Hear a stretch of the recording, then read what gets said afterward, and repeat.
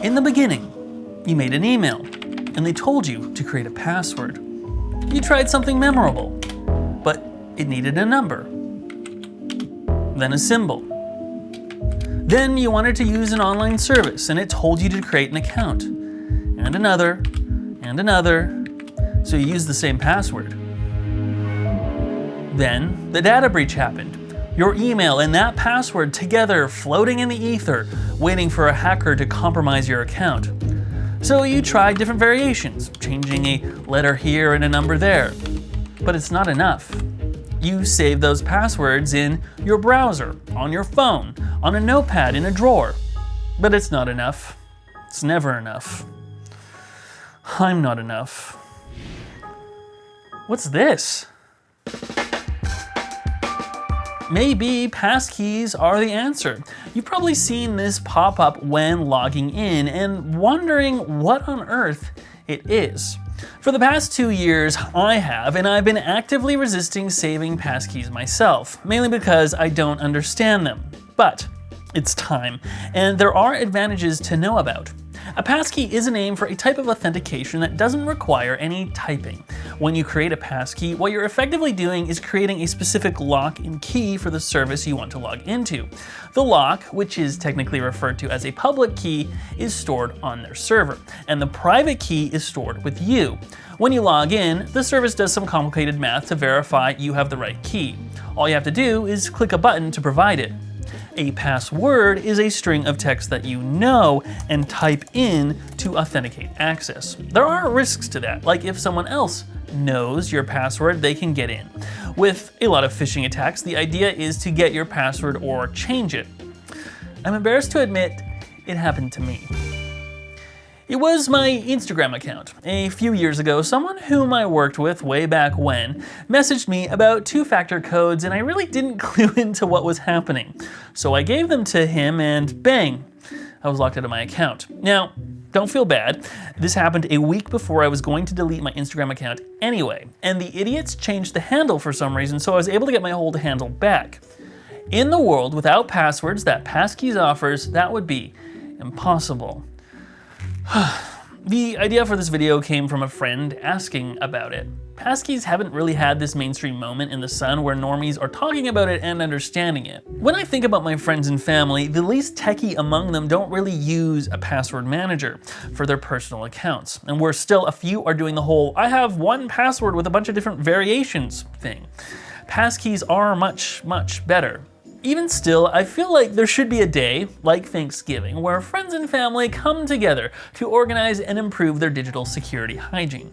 Since that doesn't exist, maybe just stick with me and we can do this together here. All this is about as annoying as dealing with a PDF these days, but like I'm going to tell you with passwords, it can be made much easier with the right software.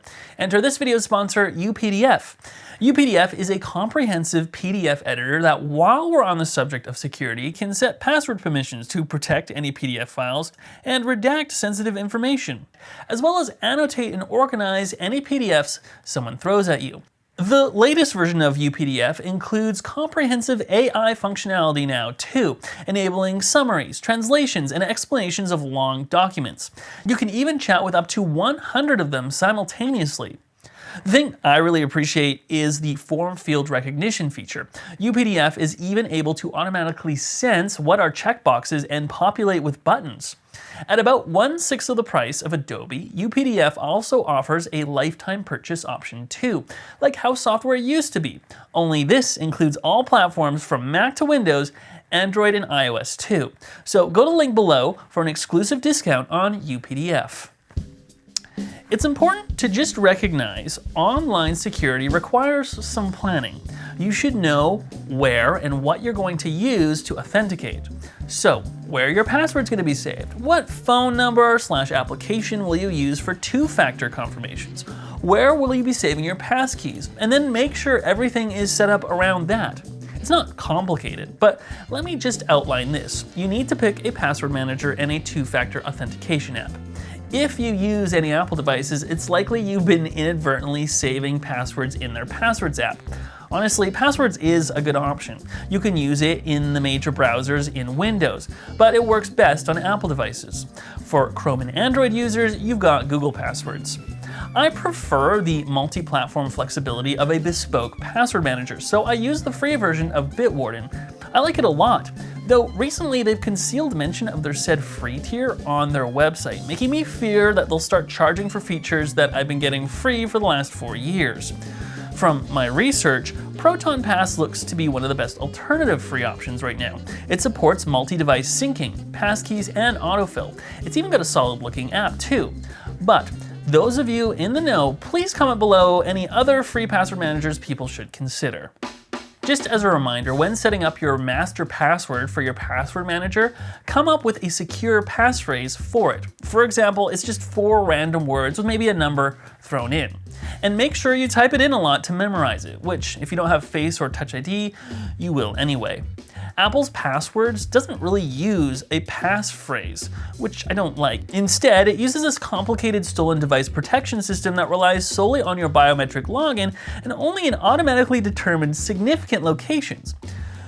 Which, how they determine, I'm not so sure. Jake has 303 for some reason. The most popular password managers have extensions you can install into all the major web browsers and apps available for most OSs. So when you've got things set up and signed in, the password manager will automatically prompt to fill in passwords. And if you create any new accounts or change any passwords on a PC, you should get a pop-up prompting you to update the credentials in the manager. It is very annoying when it doesn't work though. Honestly, just setting up a password manager and replacing your common passwords is a huge step forward for online security.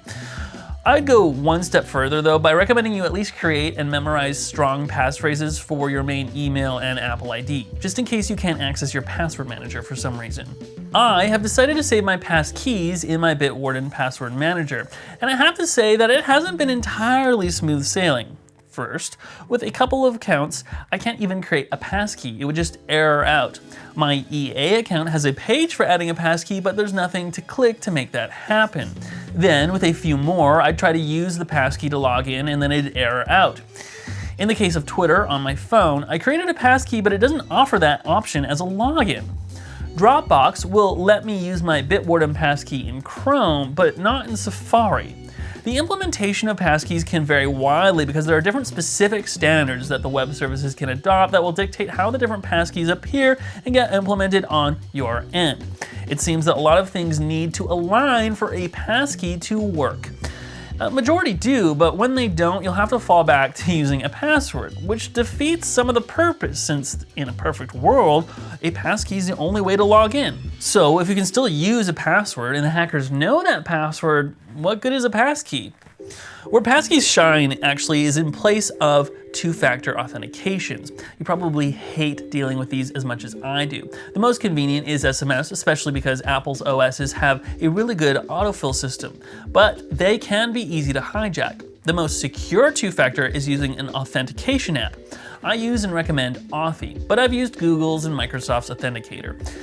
Also watch out when setting up a new phone. Do make sure that these apps transfer your codes across. The problem with Authenticator apps is that it's kind of a pain to use because they're time sensitive and require going in and out of apps to log in or grabbing your phone from the other side of the room. Passkeys can be stored in your password manager and require the same simple biometric or passphrase authentication your password manager requires, and typically don't leave the page you're trying to log into. The only other problem is that the amount of services that even support passkeys is still very small. So far, of my over 200 saved credentials, I only have made 17 passkeys. Jake has over 700 credentials saved in his 1Password vault, but only 19 of them have passkeys. I severely doubt that passkeys are going to replace passwords anytime soon. But even so, I'm glad I finally added them to my accounts because using a passkey is far superior to dealing with two-factor codes, but I'm under no illusions that they are a replacement for passwords, and so their increased security is therefore negligible. Like, I don't know if a passkey would have saved my Instagram account, but maybe it would have helped me log back in after the hackers changed my password. It's also possible they could have just deleted the passkey once they got in anyways. The most important thing is just deciding and knowing how you want to organize your security credentials, and then committing to it and making sure it's the most up-to-date system. Password managers are so well implemented these days that they're just plain more convenient. So devote an evening or a weekend day to getting everything sorted. Invite your friends over to do it together. I'd attend. In the course of writing this video, I even went through my over 200 accounts to find and update the ones that had bad passwords, and then adding passkeys where possible. Now it's your turn. Thanks for watching this Thinking Different video. I was a little surprised talking to my friends to find out how many of them still haven't quite got their password managers set up yet. And so please encourage them in the comments below to do so. And please subscribe to the channel, and if you want to support even more, we got a Patreon.